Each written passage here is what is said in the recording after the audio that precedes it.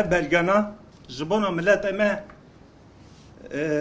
یه هر و هر بمینه. Di salvegera notu pence ya Komkujiya Geliye Zîlandê li navenda Beşikçî pêşangehek ya wêneyên şahidên Komkujiyê hat sazkirin. Lêkolîner Nihat Gültekin bi salan lêkolînên taybet li ser Komkujiya Geliye Zîlan kirine. Digel şahidên wê demê axiviye çar pirtûk jî nivîsandine, sê dokümenter film jî amade kirine. Her ev wêneyên di pêşangehê de jî wî girtine û tomar kirine. Wî agahiyên hêş zêdetir dan. در حق کنکوژیا گلیه زیله و برخودان آگریه 15 سال از دخابته در نوا وی 15 سالی دا مگلک حسار خبر دا انجام میدم مخصوص از کتاب بنویسم حتی روز ایران 4 کتاب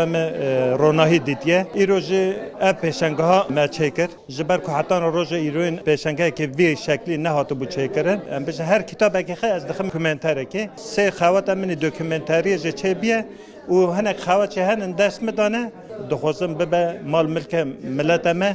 جبر کو تک آرمان جکامه هیا از تجارا نخوزم برای اف کنکوژیا گلیه زیلا ببیر کرنه کم 20,000 انسان هاتیه کشتنه کم جبر کو انسان گش گنده حالدانه هانی نه نوالا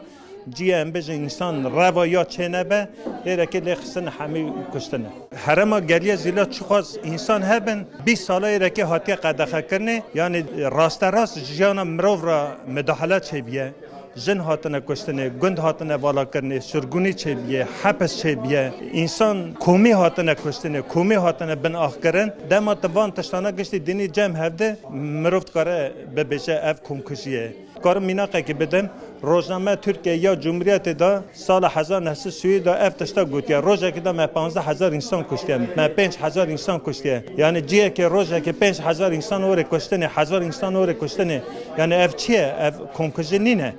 Komkujiya Geliye Zîlan birîneka giran e. Xelekek ya zincîrên jenûsîdên Xeddar yên ji aliyê rejîma Kemalîst ve li hember xelkê Kurdê bêgunehê sivîl di sala 1903 de li parêzgeha Agriyê hatiye pêkanîn. Mihemed Sanrı, Kurdistan TV, İstanbul.